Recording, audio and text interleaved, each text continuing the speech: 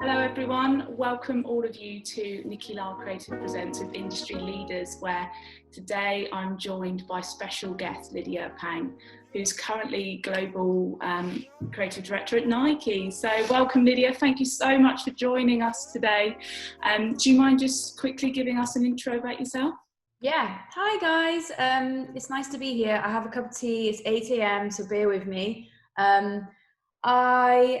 So I am a creative at Nike. I work on NSW, ACG and influencer marketing, which is all of our collaborations, based in Portland, Oregon, which is where I am now. Before that, I've had a whole, my career has kind of shown like the higgledy-piggledy of the industry. So I kind of describe myself as this like Frankenstein creative. I'm not exceptionally good at anything, and I've learned to embrace that as my kind of superpower. So over the years, I've had all sorts of jobs. I've been, I've worked at Anomaly, I've worked in agencies, I've worked at M&C Saatchi, I was the creative director at Friday 29 in New York. So yeah, my career is very much like a map of the changing industry and my kind of like hybrid creative identity. Amazing. So how this session works for anyone that hasn't been to one of the talks before is I've got a few questions for Lydia, but we're also going to allow 15 minutes at the end. So there's a little Q&A box at the bottom. So if you just want to pop your questions in during the session and we'll try and get to those. So first question I have for you is at what point in your life did you decide that you wanted to become a creative?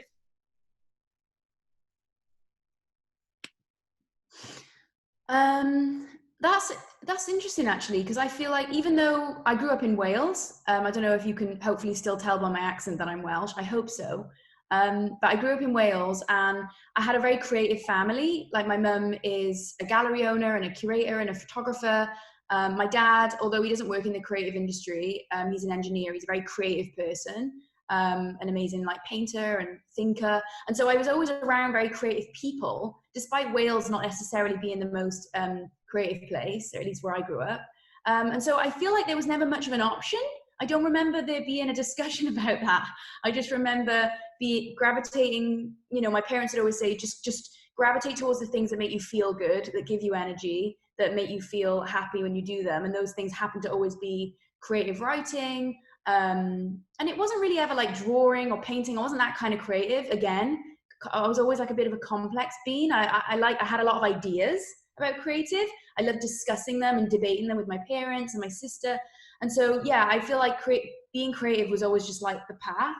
And my parents very much encouraged me to like follow whatever made me feel good, and it happened to be discussing creative, not necessarily making it, which I suppose we'll get to, but that's like the complexity of my creative role. I think a lot of people spend many years crafting, working in a specific craft, and I have a lot of respect for those people, but I just wasn't one of those. And I struggled with that over the years, thinking I wasn't really, really good at one thing.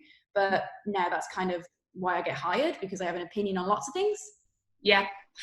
So how did you start climbing the career ladder after graduating? Because I heard one of your first internships with M&C Saatchi and they made a position for you at the company. Yeah, so I studied history of art, which I loved because it was like the perfect degree for me. It meant that I could spend all my time analyzing and discussing art and then unpacking all of the frameworks and the theory behind it. And it's amazing, actually. I feel like I'm one of those people that actually uses their degree in their job. And I feel like not many people actually have that, but that was amazing for me. I loved it. I studied at the Courtauld, and then I did a art direction short course at St. Martin's, because I kind of felt like when I left my degree, I knew I wanted to stay in London and I needed the finances to be able to do that. And so, I needed to find a way to make money from being creative. And I didn't know how to design or anything like that. And so I quickly was like trying to find a way to like commercialize all these opinions I had about the visual world. So I did art direction, which was good.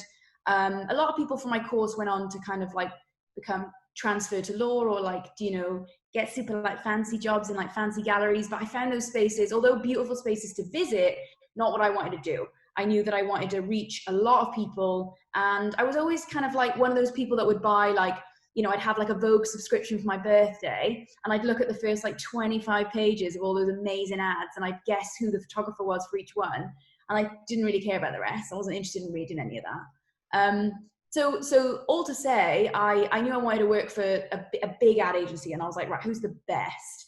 And I knew that M&C Saatchi was the best at the time, and they had this big fancy glass office in Golden Square, and I was like, that's where I'm going to work. Kind of cocky. I've always been a little bit like that, very like set my eyes on something and then I'm just like run towards it. Which in my age I think is a bit tiring now. I just had my birthday yesterday, so I'm feeling quite tired. But yeah, so the way that I approached M&C Saatchi is I knew that if I could just get in the door, I could evidence to whomever I interacted with that I was supposed to be there. So I applied for an internship as an account manager, which is laughable because I would be a terrible account manager. But I was just like, fuck it, let's just go for it. And I remember like showing up for the interview. I was feeling really ill that morning. I think it might have been nerves. My dad drove me up from Wales, and it was snowing, and I went in and I remember walking into that big glossy lobby and there being lots of people there and they were not like me. And I was like, shit, I've messed up here. Like these people were like buttoned up, like the kind of people that have their resume printed really clean in one of those like lovely plastic folders and they like hold it and it's like really fresh. I was not that. I was like wearing like oversized, like, you know, suit, making like a comment about masquerading in a masculine space. I thought I was like really funny and witty. I had my like black lipstick on. I had this like suitcase which you opened and I'd like made a washing line inside and different objects personified my like skill set. So I was like quite random. I looked quite random, but I think it worked because although that day was arguably one of the worst days for my like imposter syndrome, it was like, I just remember all day feeling sick and anxious and like very out of place. I evidenced through being bold and sticking and having conviction about what I liked and what I believed in, that I was supposed to be there, just not on that floor, on a different floor.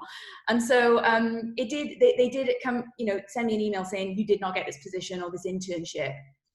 To be honest, I was a bit like, phew, because I would be terrible at it. But then they did email me saying, look, you visibly belong in the creative department, so we're going to try and find you an internship there. And I just bugged them for weeks, like, please, like, find me anything. Like, I just want to be in that space. And so I did then get an internship in the art buying department, which is a department which I don't know if necessarily exists so much anymore. It's kind of like a hybrid of the art director or the producer, but the person who like commissions the illustration and the photography and the direction. And so I was an intern in that department for about a year, learned a lot from the people who were running it, and then inevitably started to shape my own point of view on what we were doing. Again, very arrogant. I was just kind of like, oh, we're kind of partnering these photographers with these briefs and we're making these like big billboards, but like I'm on like Facebook and I like met my husband on MySpace. I was like, I'm like all about this digital world. So like, how are we showing up for this digital world in this space? And M&C Saatchi is a big old patriarchal old school ad agency, and so I don't know, it was a weird space for me to be mouthy, but I was.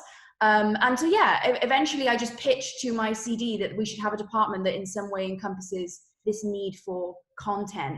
I didn't really know what that meant at the time, but that's inevitably what I did. And then I was the head of content within a couple of years. I think it was 2 years.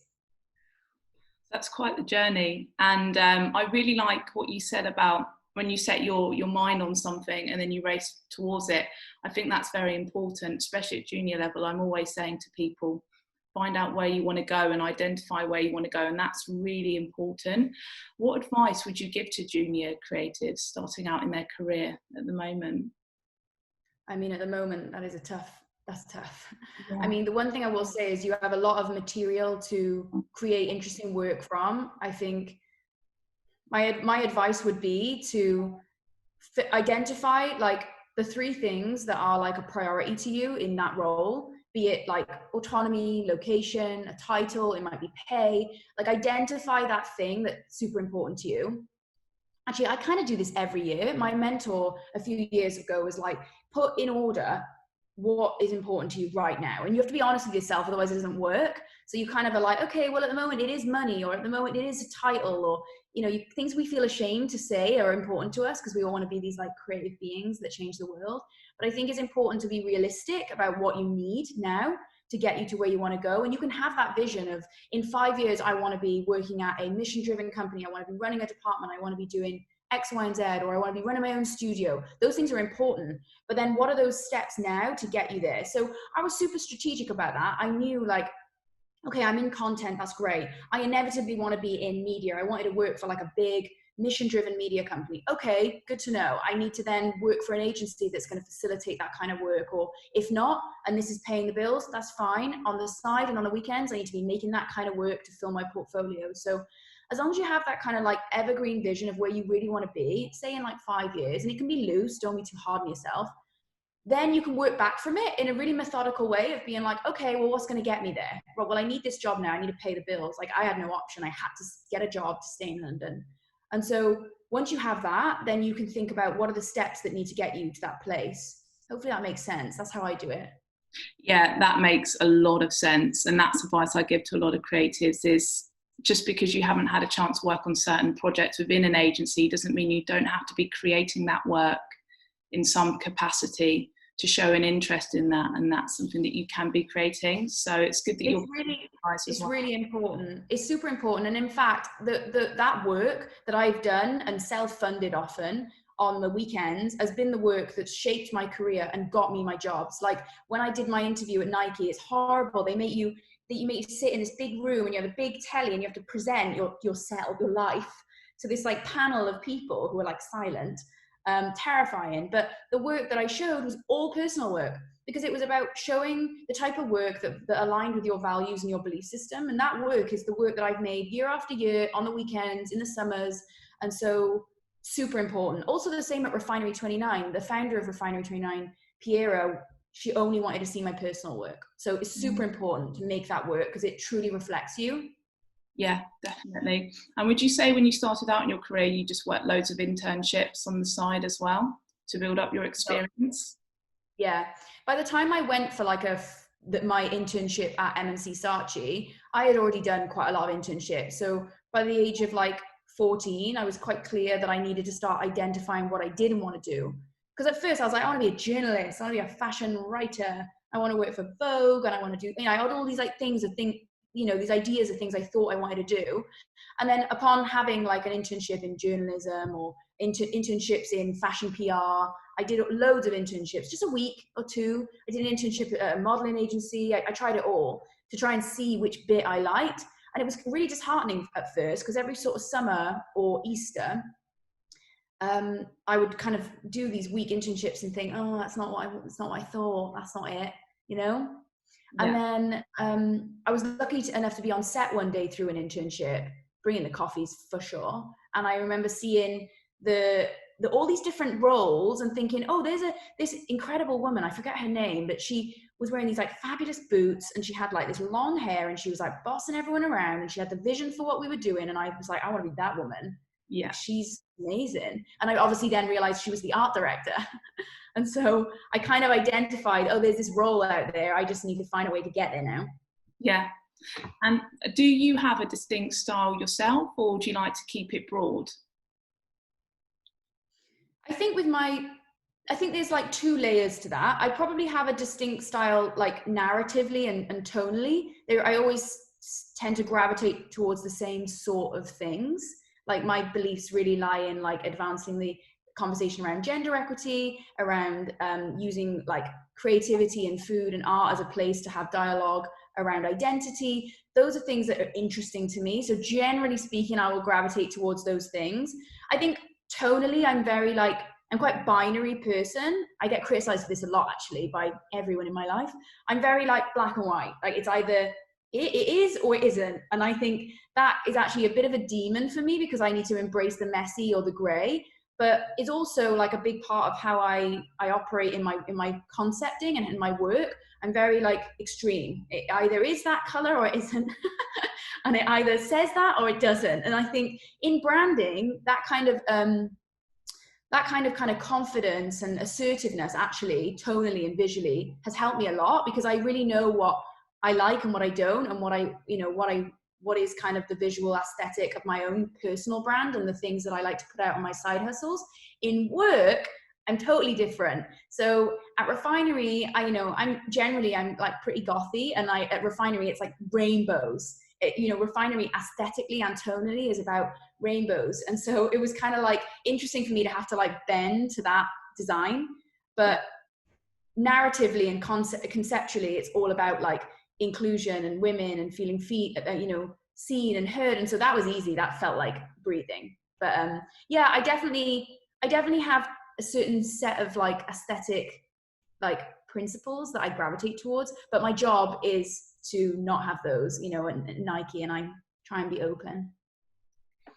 Where do you source inspiration from for your work? Lots of places, actually. I read this really cool book a few years ago about like how to stay fresh creatively, you should almost avoid the things that you like. So what I try and do is not go on like the same blogs or the same like websites or read the same kinds of books. I'll try and like mix it up constantly in an attempt to keep my I don't know, like my frame of mind and my like perspective fresh. I also am like, I don't want to ever have that like built in. I mean, obviously we all carry around bias when we're creating, but I'm very aware of the like responsibility I have as a storyteller and the reach I have in my jobs, a massive brand like Nike and even previously at Refinery. And I think just thinking about like ensuring that I'm constantly acknowledging new perspectives, I think that's like really important to keep creative fresh. So yeah, I don't know. I listen to all sorts of podcasts. I read a lot. I push myself to experience things that I wouldn't necessarily gravitate towards naturally. So yeah, I think that's been a really good space for me. So like even for example in New York, I would have always gone to like gallery shows. There's certain shops I would have gone to, restaurants that make me feel excited because they have like a beautiful menu and like lighting design's great. And there are spaces I naturally gravitate towards and seek comfort in, and I recharge. But in Portland, I'm a city girl for sure, but moving to Portland, which is like the most majestic nature, has been really good for me to like spend my weekends camping or hiking and things that don't naturally appeal to me. I found a lot of creative fuel in kind of recontextualizing myself, and then in those spaces I'll like journal or I'll come up with ideas because I have headspace too. So I would just say like seek out things that aren't obviously interesting to you, and you'll find different sides of yourself. Yeah, that's really good advice. Which projects have you produced that you're particularly proud of? That's really hard. I feel like I'm quite critical. So everything that's been, I'm like, now what are we doing next? I'm very like future facing. Yeah. I'm really proud of my recent project. That still feels, although even though I just did it a month ago, I'm like things I would change. But yeah, I'm really proud of my recent project, which was like a self-published like zine called Eat Bitter, which is just a personal project, kind of like a recipe book, but also short stories. And I'm proud of how it came together, but I'm mostly proud of the journey that I went on creating it. So I think I mentioned like I'm quite controlling, binary. I like things a certain way, and Eat Bitter was really a place for me to kind of test being a little more kind to myself and letting things ebb and flow and flex and not necessarily be on time, or the deadline was set by me, and so I was able to like flex and like change it, which was really good learning for me to be a bit kinder to myself and realize that when you let something marinate for a bit, it actually can get better. Because in fact, when I first started doing Eat Bitter about a year ago, it was just a recipe zine about like my family's recipes and my identity. I'm half Chinese and Hakka. And I was like, oh, that's interesting. Like I grew up in Wales, but eating all this food, and Hakka is a really interesting group of people like that were kind of like historically displaced. And so it felt like that was something I could really relate to, being a half Chinese, Welsh, Brit in America. Felt like there was a lot there to unpack. But at first it was kind of just innocently this cute little self-indulgent zine that I was going to print like 100 of and then like quietly give to my family.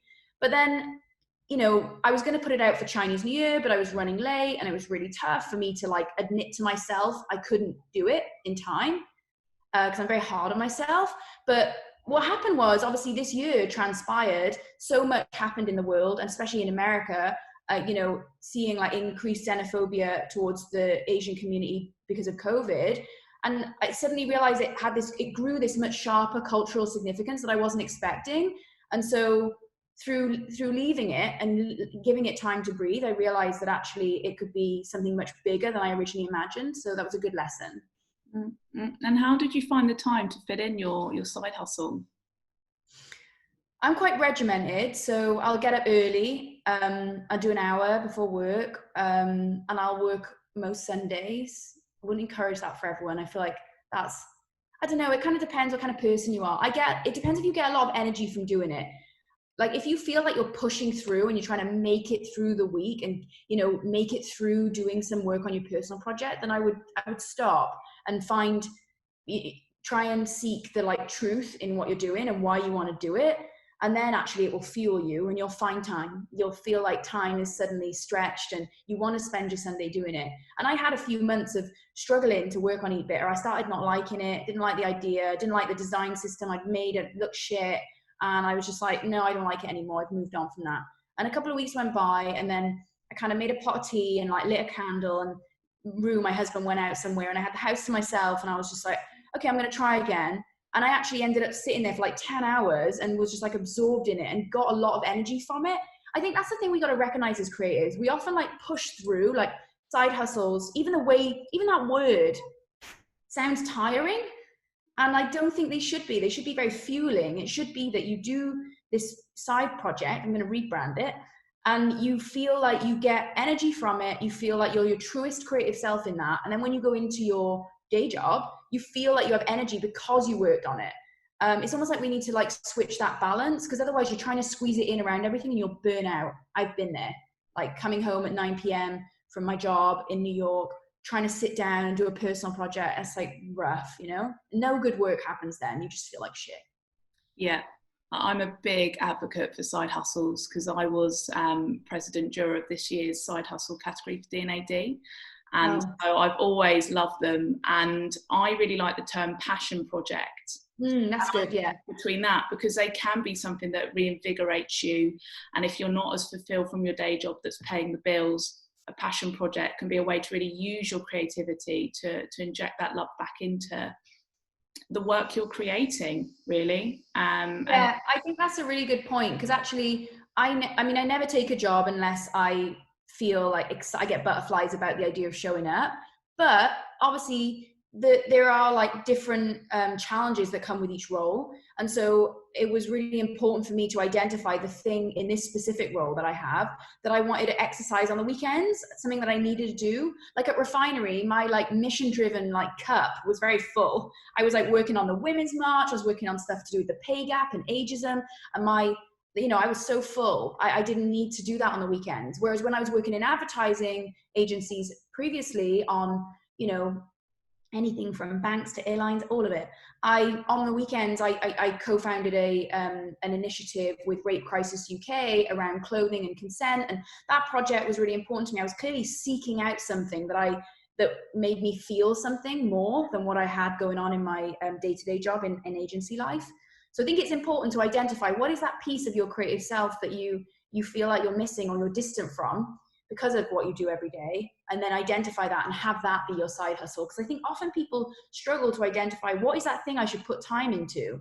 And I have that too. I'll test a few. I have like 10 side hustles, and then I'll be like, well, those are the 2 that are really kind of really relevant, or they keep coming up, or I'll be out, walking my dog and I'll write in my phone notes an idea. And that's obviously the one that's rising to the top, Yeah, and I'm often asked by creatives, how do they know how they should pick a side hustle? What would your advice be about that?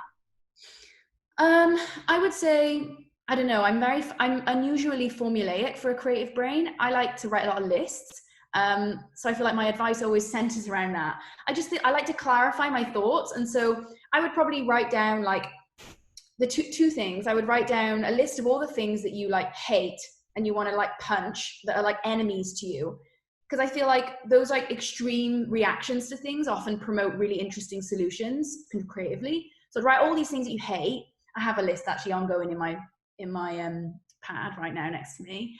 And then I would also write a list of all the things that make you feel good, that give you energy. I know I've talked a lot about that as well, but I do think energy exchange is really important in everything, all our relationships with people, but in our creative work, knowing that you're going to show up 7 a.m. on a Sunday while your friends might be going out or whatever, and you want to be there. Truly, that is the only place for you. So being able to show up for something like that, you need to like truly care about it. And it can feel random. So I think sometimes people are like, oh, I need to like, I need to do something that feels really serious, or like is like exceptional design, or like leans into something that's happening in culture. Like there's so many pressures for our side hustles to feel super relevant. But I think if you build it and it's great, they will come. So I like my recipe zine's quite random. Like it's a printed thing. It's about food. It's about my childhood memories. Like that's not really about anyone apart from myself. And yet it, you know, through conviction and like pulling it together exactly how I wanted it. I designed it. I couldn't give a shit if no one reads it. I love how it looks. It represents me. I feel excited to have it on my shelf. And that's all that matters, I think. And when you make from a place like that, I think people gravitate towards that. So headline is basically just only do something that only you can do. Be very true to what you're interested in. Because if you try and mimic things that you think people are doing right now as side hustles, it won't be good. It won't show up well, and you'll regret the time you spent on it. Yeah, definitely. I mean, the advice I always give is, what can you not stop talking about after a few drinks? You know, like you're in the pub and you're just ranting about it, and that's either because you love it so much or it really pisses you off, and you've got exactly. like you say, and you've got to want it enough to give up time with friends or doing other things that can distract you. So you also became a creative director at age 30 at Refinery. How did you make that happen? Yeah, I feel like, I don't know, the creative director title is like, so it doesn't mean anything anymore. I feel like it used to mean a lot. Well, to me, it meant you are like older white man in a really shiny office, you're scary, and on a Friday you will tell me if I'm allowed to come back on the Monday, and you'll pay me like 70 quid a week for my internship. I just feel like those days are gone. Like that's such that like this idea of like the king that runs the whole show creatively, and dictates to everyone, and everyone sits there and executes on their vision. That's gone. That's over.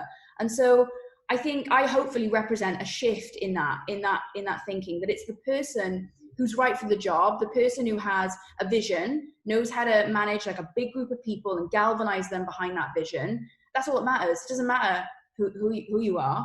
And so that was me, and I was sure it was me. I went for that job at Refinery. I was already writing for Refinery as a contributing style writer on the side hustle, while working at Anomaly, and it was really fun. I loved Anomaly. It's such a cool ad agency. The best kind of ad agency, in that they're not one. Like all the culture, all the like security, all the innovation, and you get to just kind of like come up with ideas, and like people will truly support great creativity in that space, which is very rare. So all to say, I didn't want to leave. I was really happy there. I was also partnered up with my husband, and we were making really fun work on like Canvas, and yeah, it was great. But I got approached to go and interview for this job at Refinery, and honestly, guys, when I was told, oh, it's a creative director role, I was like, I don't know about that. What does that mean? Because in my mind, actually, that's alarm bells of like, there's a certain set of like conventions or like expectations or stereotypes around that role that I think are a bit old school and a bit like kind of redundant. And so I'm very much like trying to reclaim that now, because I feel like creative directors today should be like integrated, hybrid thinkers, you know, people who are able to like lead a load of excellent craft specialists, but aren't necessarily nerdy about typography. Because I feel like in the old days, a lot of the people that were creative directors had often come up through 20 years of design or copy or whatever, and so had a real depth of craft and understanding of one specific thing. But to be a creative director, you don't have to be brilliant at one thing. You kind of have to be a little bit good at everything, and have enough vision to make everyone feel like they want to follow that and get behind it and inspire people. So you're really more of a people leader than anything else, I think. And so that, I think, is the new definition of the creative director. And I think why I got my role at Refinery, because I went into that interview and was just like, I've managed small teams. But one thing I do know is mission-driven marketing. I know how to speak to clients. I know how to make people believe and feel inspired. Here's my personal work again. Here's like the work that I've done with rape crisis charities. Here's a video I did for Elle magazine in my spare time. Like, here's all these things that I do because I like viscerally care and show up for these things. Do you think that I can inspire this like massive team of like epically talented women? And the answer was yes. And I honestly, the first couple of months, imposter syndrome was fucking rife. I felt so nervous because I knew that I could do it, but I look quite young. Turned 32 yesterday. I look quite young, and my leadership style is very like vulnerable. Like I like to say if I don't know, or be imperfect, and I don't like bossing people around. I kind of want to, if people love it and they feel it and they want to work on it, you'll get great work. So I'd rather be inspiring every day than like bossy. So I have a very different style. And so I struggled for a few months to find my flow, and then eventually ended up making some amazing work and learning a lot. So I'm really happy and lucky I got that opportunity. Yeah. And are there any, what creative mistakes have you made in the past that you can, an example you can think of, and how did you overcome it as well? Because sometimes they can start off as mistakes but end up being these brilliant things that happen in some way, or sometimes they're just royal fuck ups that can't be said. I've made some mistakes. I've made a lot of mistakes. I think my biggest lesson from this industry and from working in it is like through so much blind conviction, sometimes I'm so absolute and specific about running towards what I want. I think sometimes I lose sight of like the point and of what's actually happening in the moment. Lesson for my entire life. But specifically when I was working in advertising at the beginning, I was in advertising for quite a few years, and I feel like I kind of lost my way. I started to like really like wear qualities of people around me to try and fit in and like make sense of what I was in that space. Often a minority in every sense, in that I was a woman of color without a real craft specialism, kind of opinionated and gobby, but wasn't quite sure where to direct it. And so I really tried on a few hats during that time, and maybe it needed to happen. But I do think that creatives, it's an inherently ego-driven choice we've made, right, to work in this industry. The creative output is you, and I think therefore it's super complex, and the spaces in which we operate are really complex because we're all there with our feelings and our opinions, showing up for our craft. We made a decision to try and earn money from being creative, and I think that kind of like ego soup is like is a tough place to be. And I lost myself for a little, started masquerading a lot of like very stern male qualities to try and like show up and be very confident. And I think my work suffered for it. Like I kind of made bullshitty work that didn't really align with my values. I was just trying to impress whomever was in that golden glass office. And I realized that that's when it breaks. The system breaks when you're creating against someone else's vision that you don't really believe in or you don't align with, versus going to that person and saying, I know how we should show up for this. This is my vision. This is what I want to get behind.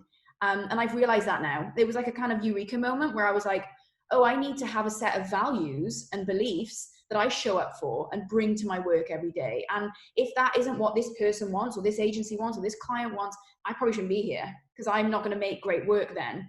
And that became a really important filter for me then. You know, anomaly, I was able to make much more mission-driven work, and then Refinery, super mission-driven. And now I'm at the biggest brand in the world, arguably the biggest marketer for mission-driven work in the world. That's not by accident. You know, I followed what I was interested in with conviction, and that's why I've landed here. So yeah, I would say it's a really nasty lesson that maybe everyone has to learn. But like, I definitely wore a lot of hats, made some shit work, and then realized that I was actually not being myself, and I needed to come out the end of that. Yeah, well, I think sometimes when you're like midway through your career, you become a bit of a chameleon where you're trying to find your place and you're trying to appease certain structures within that agency and just to survive. And then you get to a point where you're like, actually, it's all about you and your voice. A lot of these talks that I've run, Becky McCohen-Banks at Vayner Media, she speaks about finding your voice in your home. And that's what sets you apart as a creative. And you've identified where you like to create work. And that's what you find more fulfilling. And then you just create the best work that you can because you're inspired. And then people gravitate towards that. This is the thing. I think everybody, it's such a fight to have your work seen and to be relevant. But the thing is, if you just quietly make something that fulfills what you're about, we're all gagging for authenticity. Everyone just literally gravitates towards anything that feels true, because there's so much facade out there. And I think that's been really interesting to watch with my zine is, you know, no one needs another recipe zine. Like, you know, that's not like relevant, but like, because I made it with so much blind intention of like what I want, and this is going to be absolutely, completely authentically my story, I've noticed that people gravitating towards it because they want a little slice of something that's completely fully unadulteratedly real. And that is like a real lesson. I'm like, oh, well, next year, maybe I'll do something even more random. It kind of is like sky's the limit then. It's just what makes you feel good. Definitely. So anyone that's watching this that wants to get their hands on access to the zine, can they buy it, or have you sold out? Yeah, no, you can still buy it. We're still operating in pre-order. So eatbitter.co, which we'll see the very fancy website that my husband kindly coded for me. Amazing. So could you talk to us a bit more about the campaign that you created for Rape Crisis UK? Yeah, so it was a really big turning point for me because I was working in agencies, but really seeking more of that mission-driven work and wasn't quite sure how to do it in those systems. You know, I was like, I kind of got there with loads of good intention and realized that, you know, one Getty image at a time wasn't going to get me there. And so I, myself and a group of friends who worked in the same industry, a copywriter and a book editor and an illustrator and a designer, we kind of all had similar set of skills, worked in the same industry, and we knew we wanted to make something together, and we knew we wanted to do something around like visual culture and consent. And so actually we put together a pitch for what we wanted this campaign to be. It was called This Doesn't Mean Yes, basically alluding to the fact that like a red lip or a short skirt or a heel cannot give consent, like clothing and style choices cannot speak. And it was in response to an ad that had come out. I don't know if you guys remember this, but it was a very contentious ad at the time. It was about 10 years ago now, to be fair. But the police put out an ad saying, you know, watch out for your friends. It's your responsibility to keep an eye on your friends. And I just remember us having this like guttural reaction of like, wait, so we all got, it's on us. We've all like, we suddenly got all this responsibility to look after each other. Why is this ad not about going after the person who's committing this heinous crime? Why is it suddenly about all of us, you know, looking after each other, and that kind of like victim shaming basically? So that was the reason that we made it. We then were like, well, we want to make it with someone. We want this attention and this funding to go somewhere. So we approached Rape Crisis UK, cold, and was just like, we're a group of creatives in the industry. We have an idea. We have a campaign. We want nothing from you. We are going to like self-fund it. I think we all put in like a couple of £100 that we didn't have. We're going to self-fund it. We're going to do this photo shoot. We're going to get loads of press. We were just like, please work with us on it. And so the founder of Rape Crisis UK was like, okay, I'll meet with you. You seem very enthusiastic, so I'll meet with you. I remember going to meet her wearing these fabulous new clogs that I was really excited about, but they rubbed my feet like really badly. And so I like hobbled in like bleeding feet. And I was just like, look, we want to create this work. We want to do it. We just want to do it for free. We want your support. That's it. And yeah, we put together the shoot. We decided to commission Peru, who's a fashion photographer in the UK, very consciously. I've always been very nerdy about like the ethics and the gaze and commissioning and the you know, bias, and that's always been like an area I'm super fascinated by. And Peru for me is actually a male white fashion photographer who has historically objectified women in his imagery, sexualized them, and you know that's been something that he's done with his fashion photography. I find that fascinating to then use his lens and his gaze to empower these women, because we then went in Shoreditch Saturday night and we just popped up a shoot and with like a seamless, and we were basically like, anybody that was walking past, like sign a form, and if you want to be shot for this campaign, then go for it. And hundreds of women showed up, like all on their way out, and they were just like, this is amazing, like all of them in front of the camera, just like really owning their power. It was really beautiful to see. We got some incredible images, and I thought it was really fascinating that he wanted to work with us. So yeah, and then loads of press showed up, and it ended up doing really well and getting really, really good like global press. Zooey Deschanel shared it, which was a personal highlight for me. And then yeah, it was beautiful because, you know, we had like victims reach out saying, your campaign made me feel like I could get dressed today, and that's something that I've every morning considered, and this campaign has made me suddenly feel like I can get dressed. And it was like, that was probably the most significant piece of feedback for us, was hearing from victims. And then Rape Crisis UK saying that it was the most successful campaign they've ever run, and they didn't spend a penny. So yeah, it was amazing. That is incredible. I love that story. And it's important for creators to know that they can approach like charities like Matt Dunn that I had as another industry leader. He did a project where he put graffiti condoms on penises for the NHS, and he did that, and that went viral, and that then got him jobs at some dream agencies. And you can do that actually as a small creative team, band together and approach charities and offer that, and that's a really good story from the success of you doing that. So how did you land your job at Nikky? So I was working as creative director at a refinery. I have a few mentors, so people that I meet along the way, who I find really inspiring. There's specifically a guy called Kevin Lyons at Anomaly, who's one of these new creative directors. He's like this hybrid, just storyteller. He's just a very inspiring human being, and he just doesn't care about like the system. He doesn't care about like, he's very like infiltrate from within. He follows his own path, and I found him so inspiring when I met him at Anomaly. It kind of was like, I got there, felt really displaced in, again, another hybrid role where I had to prove myself to all these epically talented designers and copywriters. And I met Kevin and was just like, oh, you're like me. You are like a storyteller and you like care about culture and trends. And it was just like a real aha moment. So meeting him was really defining for me. And since then we've stayed in touch, and he's always helped guide me on my way. So, you know, if I got an offer at a refinery or something happened, or I needed to negotiate a salary, or I wasn't sure if I was going to take on a personal project, something like that, I text him and be like, help me. So he's great. And he basically just messaged me and was just like, oh, there's something going, you should like have a chat with them. So I think, in fact, he recommended me to the person who was hiring. They reached out and said, would you be interested? And to be honest, I was a bit like, I've always wanted to work for Nikky. It's a mission-driven brand and an exceptional brand. But I was unsure about leaving New York. And I was super happy at Refinery. There's a pattern here, right? I was really happy at Anomaly, really happy at Refinery, because I make very conscious moves to work for people where our beliefs align. And so it's really hard to then leave, because you really feel like you've joined a family. And so, yeah, I struggled to leave Refinery, but upon visiting Portland, they flew us out here for a weekend just to see it.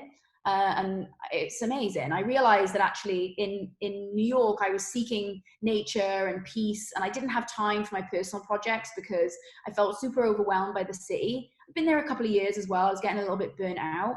And so, yeah, I just fancied a change of pace, basically. And so I came and did my interview, terrifying, which I mentioned earlier, on the campus.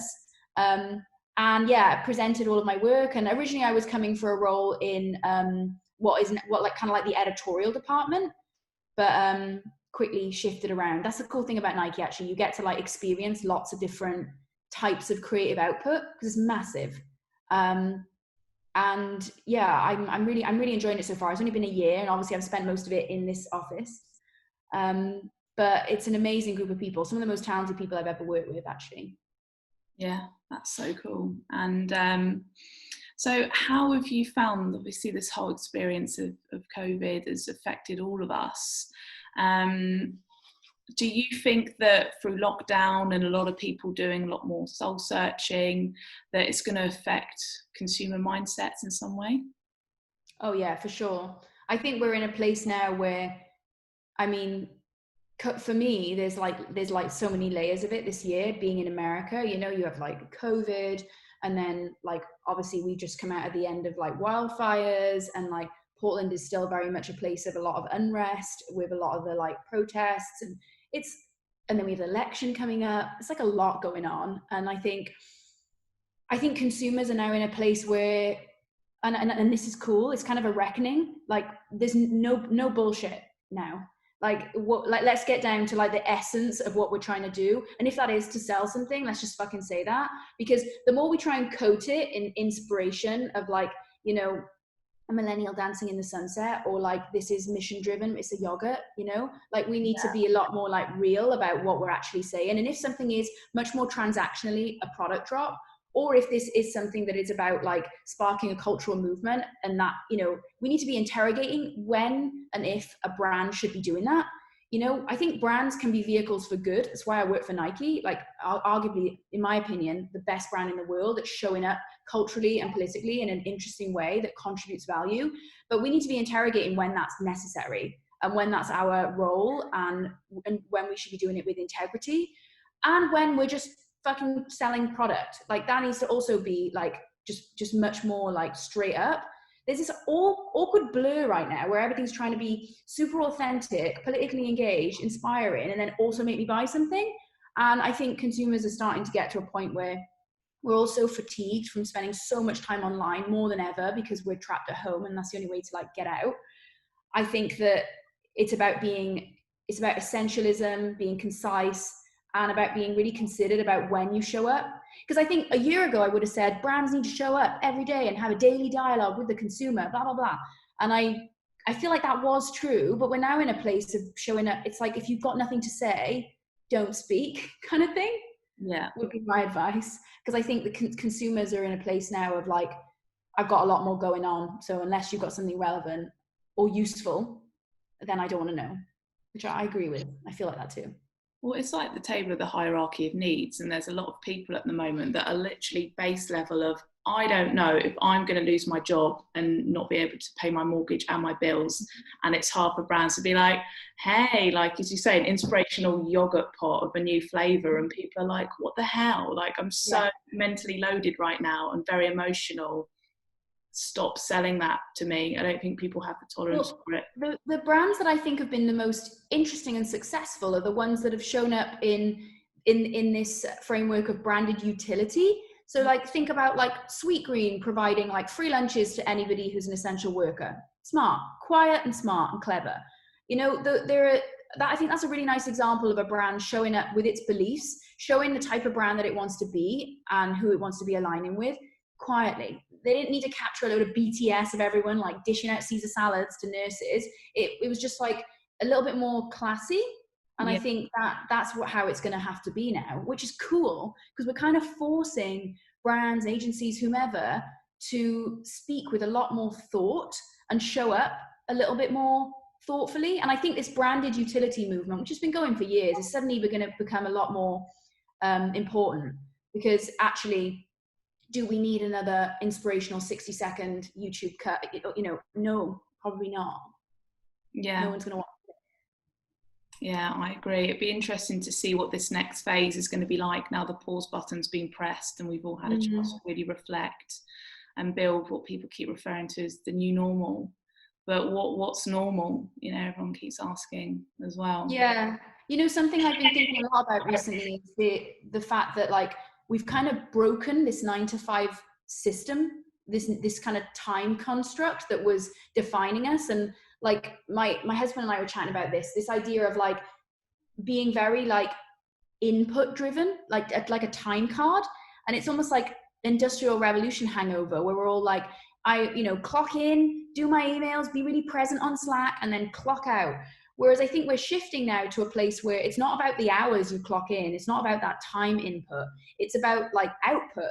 And if you can create something of meaning and you have an output, that's how you're going to be defined in the new way of working and in this new construct that we're going to call the 9-to-5. So yeah, I'm really interested by that. I think it's about like your output versus the time you put into it. Yeah, I agree.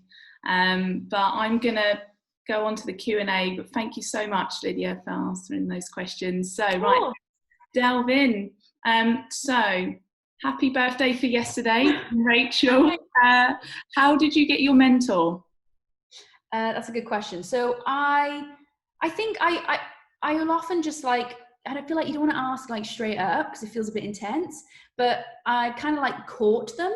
So like my mentor, Kevin, he very naturally became somebody who I went to for advice. And then he started becoming somebody who I would get a coffee with even when I left Anomaly. So we worked together first. That was easier because we had that like connection in that we were in the same space.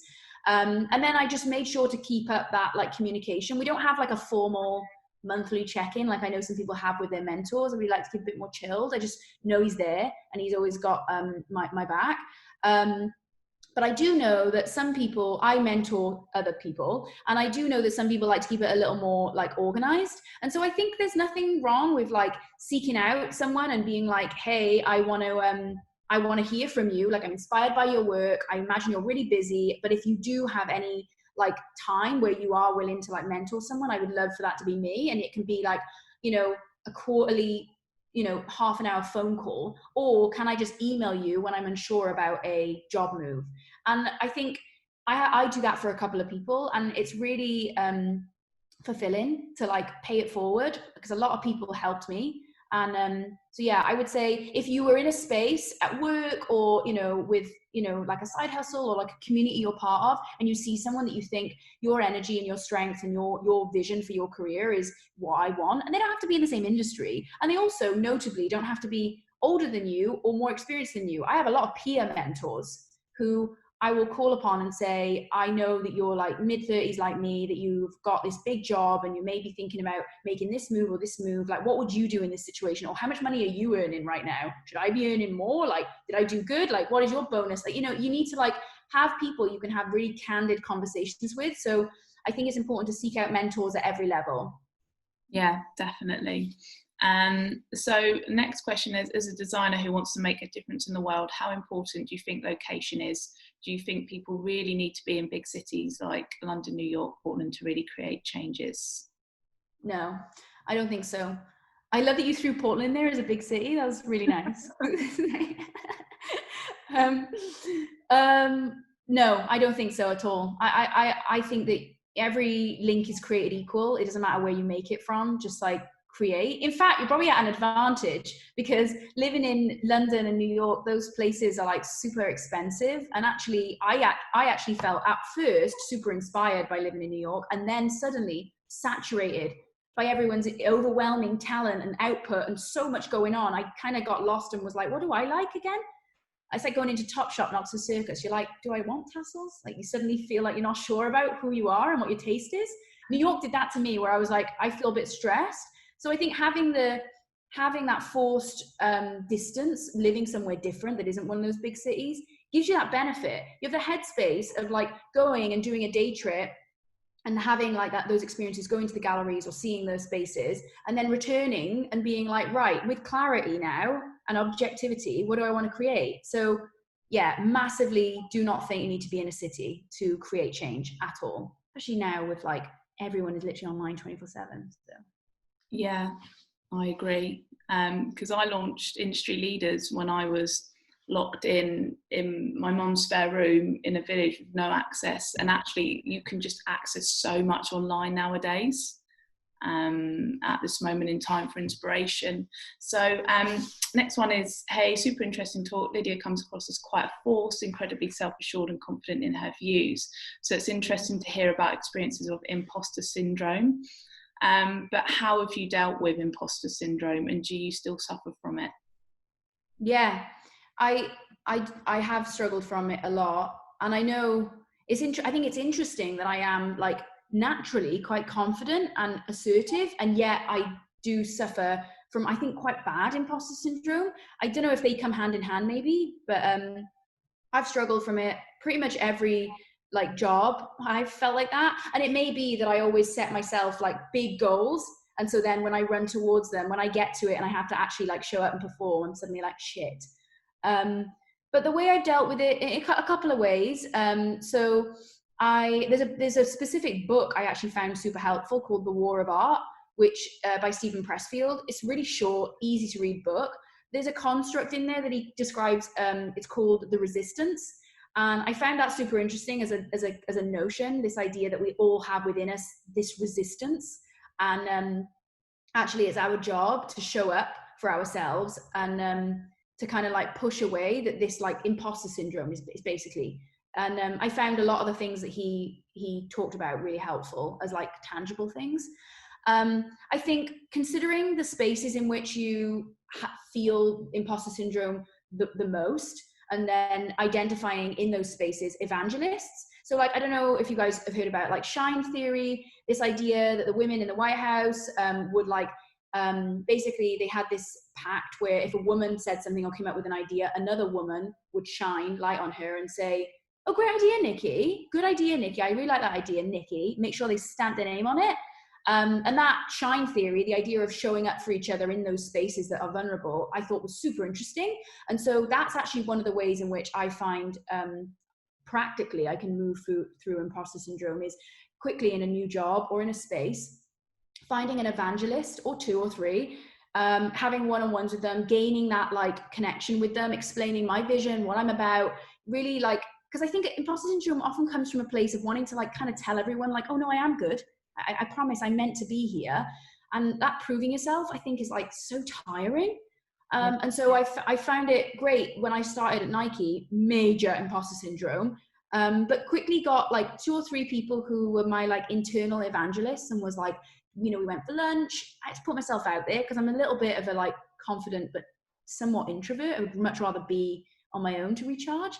And so I struggled to be like, let's go for lunch, just the 2 of us, and sit there and let me kind of tell you all about me. And I think once you gain those connections, suddenly in those spaces where you felt really vulnerable, you know, you can lock eyes with someone who you know, knows your beliefs, knows what you're there for and how to show up for you. And that's helped me a lot, having that support system. But not just expecting it to be there, consciously building it. That's really important. And then I think also my third thing on imposter syndrome, I feel like this imposter syndrome is such a fascinating concept. So my third thing on it would be journaling when something happens, when an interaction happens, so you can unpack it. So for example, when I first started at Nike, I had to pitch a little bit, like, you know, and I'm very confident pitching. Like at Refinery, I would pitch a room of 50 people. No worries, you know? And suddenly at Nike, I was struggling to speak without getting like the dry mouth thing in front of like 4 or 5 people. And I realized it was because I felt like those people didn't know me and didn't have a connection to me and didn't know where I was operating from. They were just kind of like dismissing me as somebody, you know, oh, who's this new girl? Because Nike as well, like there's so many people constantly joining. And so I realized when I left those interactions, journaling in my phone or in my notebook, why did I feel that way? What was that about? You know, how can I avoid that in the future? And so I started doing things like taking people who I knew were going to be in big meetings like that for coffees in the morning, so they didn't feel scary. Like, oh, hi, person, I know I'm going to be in a big meeting with you later. Like, it's nice. I just wanted to introduce myself before we have that work session later. And then when I get in there, I don't feel like unknown. I felt like I'd made a connection. So yeah, there are a couple of things that you can do. Those are 3 things that I've done. I would highly recommend that book. I think in so many people, I have heard about that book. It's really good. So many people suffer with imposter syndrome, more than you'd think of. I suffer with it from time to time as well, and people wouldn't always believe that. And it's just, you just act like you're owning it and that you're confident, but actually nobody knows what's going on inside with somebody with their own thoughts compared to what they're projecting. And they're saying, you know, things like, don't talk yourself out of the room that you've been invited to with imposter syndrome, and things like there are real imposters out there. And if you are actually feeling like you are the imposter, then it probably isn't you. Oh my God, that's so true. That's such a truth of like your awareness of it, therefore means you're not it. You're like aware of it. I love that. I think it's super important to be really prepped as well. Like I find that I feel more calm when I over prepare. So like even if going into what might seem like a very simple meeting or a simple space or a call, I will write notes just of things that I will say, even things of like talking points to bring up if I feel like it feels awkward, just so I have that padding for myself. Yeah, I think it's important to prep personally. Yeah, definitely prep is number one, the key way to manage nerves or feeling like an imposter in any situation. Lydia, I'm going to let you go because I know you're super busy, but I really appreciate you sharing your morning with us, especially the day after your birthday. Thank you. Thank you everyone that's tuned in. Really great talk. Thanks again, Lydia. Thank you so much. I had a really nice time. Thanks, guys. Right, have a good day. Take care. Bye-bye. Bye.